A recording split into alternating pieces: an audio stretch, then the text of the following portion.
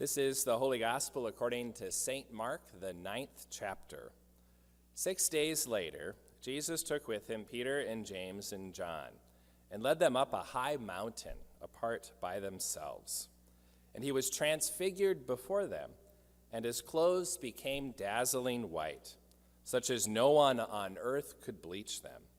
And there appeared to them Elijah with Moses, who were talking with Jesus. Then Peter said to Jesus, "Rabbi, it is good for us to be here. Let us make 3 dwellings, one for you, one for Moses, and one for Elijah." He did not know what to say, for they were terrified. Then a cloud overshadowed them, and from the cloud there came a voice. "This is my son, the beloved. Listen to him." Suddenly, when they looked around, they saw no one with them anymore, but only Jesus.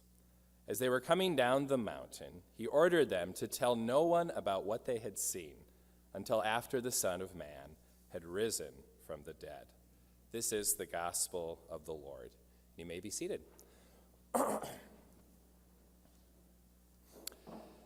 This is one of my favorite gospel texts, and I love to close my eyes and imagine myself on top of that mountain with those disciples and with Jesus and Moses and Elijah. It must have been an incredible sight.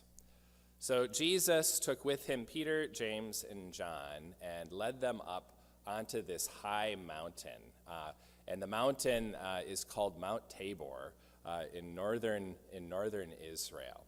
And I don't know if any of you have ever been to Phoenix before, and there's Camelback Mountain. It's been a few years since I've been there, but that mountain kind of just juts up in the middle of Phoenix, it seems like. At least that's been my experience of it, and you can kind of see it everywhere. It's just in the middle of the city, kind of. Well, Mount Tabor would be similar to that. It was just this giant hill or mountain just popped up in the middle of this flat plain. So it would have made a lot of sense for them to go up on top of this mountain, to take time to pray, to get away from the busyness of their day, and to connect with God. And so that's what they do. They go up on top of this mountain, and you can imagine they're having some conversation. Perhaps they're praying. And then all of a sudden, Jesus is transfigured right before them. The gospel writer Mark, he's kind of like a newspaper writer. It's just the facts. Everything is really fast-paced. So here they're on top of this mountain, and then bam, all of a sudden, Jesus is transfigured before them. And the Greek word here is metamorpho. So you can kind of get an idea that there's a metamorphosis of sorts. He's changed right before them.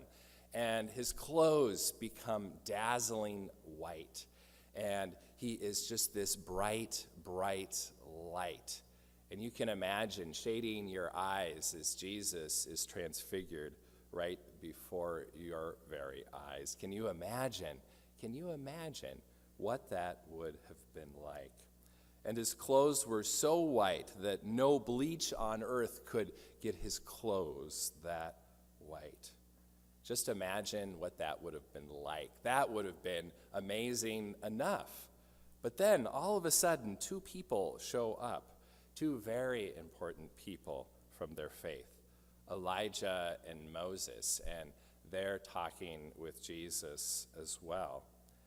And then Peter says this. He says, "Rabbi, it is good for us to be here. Let us make 3 dwellings, one for you, one for Moses, and one for Elijah."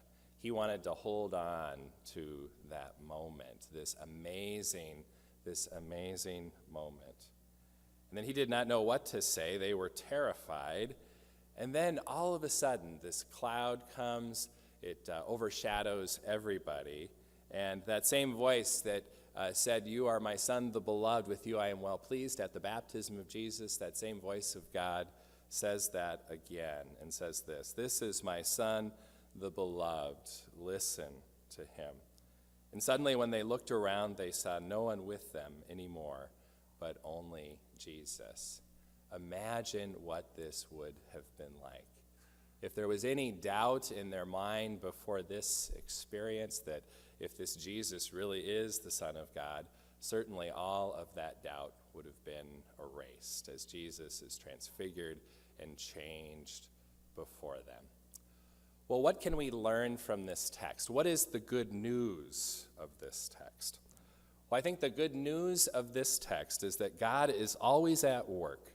God is always at work to bring new life and new light into our lives. God is at work to bring healing. It's really interesting. After Jesus and the disciples are on top of this mountain, they go down into the valley, and one of the first things that Jesus does is he heals a young boy who's possessed with a demon. God is always at work, working to transfigure our lives, to bring us new life and to bring us healing. And this transfiguration of Jesus reminds us how God works to bring transformation and transfiguration into our own lives. Jesus illuminates our lives with his light to remind us as well that we are the beloved of God. We can hear that voice of God say to you, "You are my daughter, you are my son, the beloved. With you I am well pleased." God is at work to transfigure our lives from pain and darkness into new life. God is at work to transfigure our sin, to make us clean and whole, to bring light to the darkness of the sin that we live with. So God is at work all around us to transfigure our lives, to bring us healing, to bring us light, to illumine the darkness of our souls. This we know. But what does it look like? What does that look like for God to transfigure our life? Where have you seen God's transfiguring, life-changing power? So I want to tell you a story. I told you earlier when I shared with you that Bert passed away yesterday that I was going to share a story. So I'd like to share with you a story about Bert and how he worked to reflect the light of God's love into my own life. And it requires a bit of a setup to kind of share with you some of the context around this story. So one day, this was a few years ago, I think it was at a men's breakfast. Bert was one that showed up to many of our men's breakfasts, and I was sitting down next to him, and I had been here, this would have been fall of 15, so I would have been here about a year, a little over a year. And I sit down next to Bert, and I kind of knew Bert, and we had a number of conversations, but this was that conversation where we really connected. And we were talking about deer hunting. This would have been like October of 15. And he was sharing about his deer hunting experiences. I was sharing about my deer hunting experiences. And then I told him that the only thing I don't like about deer hunting is I have to go to this range to sight in my rifle where I don't have the best reputation. People look down on me when I go to sight in my rifle at this range. And to explain that a little bit further, this would have happened way back in 2002. That was the first year I went deer hunting. And Mary and I, no, this would have been 2001. Mary and I had just been engaged, just a few months. We got engaged September of 2001, and this would have been November of 2001. I go to this range. I had borrowed a rifle, and I really wanted to impress my father-in-law with my excellent marksmanship. And so I shot a couple of times. I did pretty good. And then I really wanted to show him what a good shot that I am, my father-in-law, Paul. And so I got really close to the scope, and I shot, and I scoped myself. And I was hoping that nobody would notice the fact that I had scoped myself. And then I turned around to look at my father-in-law to kind of receive the accolades from him that I'm such a good shot. And his mouth was dropped, and all of the people running the rifle range, all of their mouths were dropped as well, and they're pointing at me. And then all of a sudden I hear someone say, "He's bleeding." And I had the blood pouring down my face at that point. I had realized that. And so everybody there was kind of teasing me and making fun of me, and I'm putting rag over rag on my bloody face. Well, ever since then, I haven't had the greatest reputation there, and I get made fun of a little bit, all of those sorts of things. So I was telling Bert this, And he said, he had sympathy and empathy for me. And he said, that's too bad. That happens to all of us. We all scope ourselves at some time. You come up to my farm up in Gardner, and you can sight in your rifle there with me. I won't tease you at all. So I did. And in fact, 3 years in a row, I'd go out with him to sight in my rifle.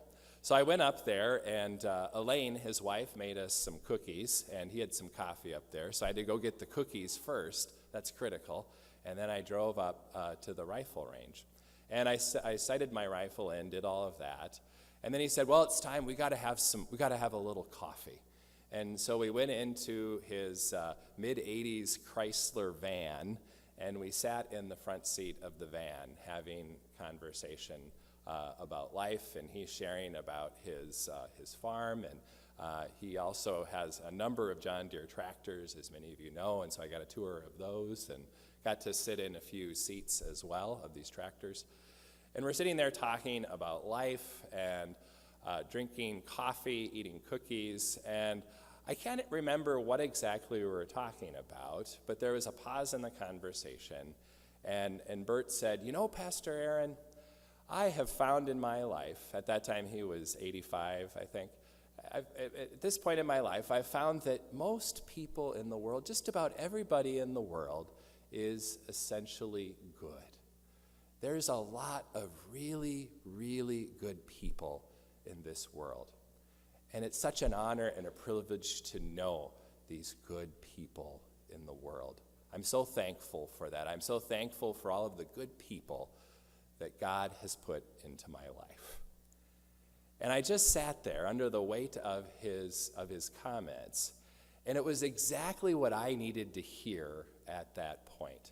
At that point, Bert was transfiguring me through the light of Christ to think about the world in a new way. You see, up until that point, I'd been kind of cynical about the world at that point in my life, and cynical about the people around me. We all get that way from time to time. And hearing those words was exactly what I needed to hear. God was working through Bert to work some transformation, some transfiguration in my life.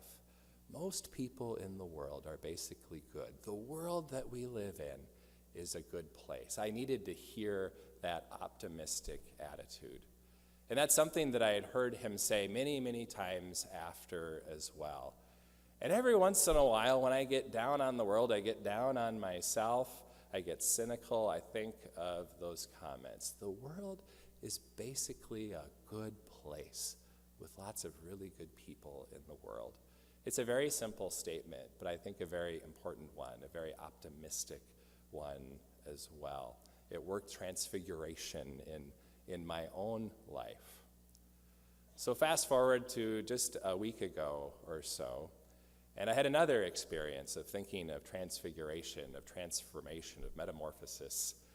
I walked outside of my house for the umpteenth time when it was below zero, the temperature, and thinking, why in the world do I live here?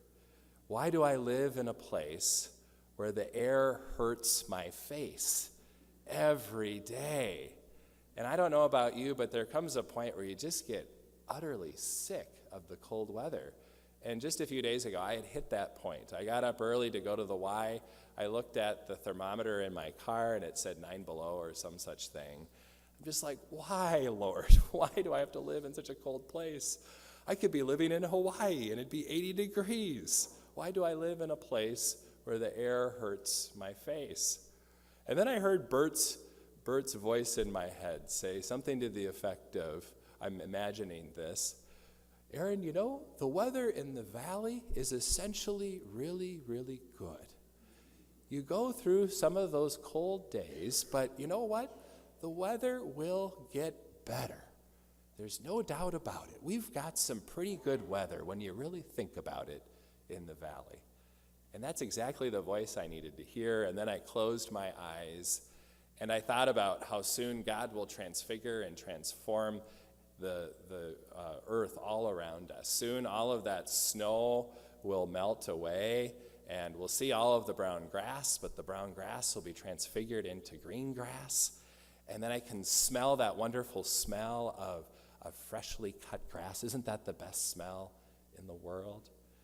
And there'll be a day when I walk out, in just a few months, I'll walk out the front door and the air won't hurt my face at all because it's so cold. It'll be warm and the sun will be out, and then we'll all be complaining about how it's 90 degrees and we can't stand the warm weather, but I'll take it. I'll take it. And then I thought about how the ice on the lakes will soon melt and I'll be able to get out my 4-horsepower yacht and go out onto the lake and go fishing. I was thinking about how all of the world all around us will be transfigured. And then I started to think about this amazing God that we have that works to bring transfiguration into our life, who works to bring new life into the darkness and the coldness that our lives can be sometimes. And then I thought about the cross, this ultimate sign of symbol of how God works transfiguration, transformation in our world. The cross used to be a symbol of death. It was a way that they put people to death. It was a symbol of execution. And then Jesus, God's Son, went to the cross for our sake to die for our sins. He died on the cross, then was laid in a tomb, and then 3 days later was raised to new life. And he would forever transfigure and transform the cross from a symbol of death into a symbol of new life. And death no longer has a hold on us anymore because God has transfigured that as well, has transformed that as well into new life because of how he sent this amazing light into our lives, Jesus Christ. And this is really good news. We have a God who is in the transformation business to transform our pain, the coldness of our lives, the darkness of our lives, and transforms them into new life. And that is what this text is all about. We have a God who is in the transformation, transfiguration, metamorphosis business. And this is good news. And so we as followers of Christ are called to be mirrors of Christ's light, to reflect that light into the lives of each other, to remind each other that God is in the transformation business. Martin Luther talks about how we are called to go out into the world to be little Christs. He specifically talked about how we are called to be little Christs to each other. That is to say, we are called to reflect the light of Christ's presence into the lives of each other. And C.S. Lewis put it this way: the church exists for nothing else but to draw men and women into Christ, to make them little Christs. So we work in the church to reflect the brilliant light of Christ into the lives of each other. We work to reflect this transfiguring light and this transfiguring love into the lives of the people around us. We work to tell others about how Christ is at work in their lives, working to bring new life, new light, and new hope. So on these cold days, remember that God is at work to bring new light and new life. And this is good news. God is at work to bring transfiguration into your lives. All you need to do is to look at the cross and remember that fact. This is good news. Amen.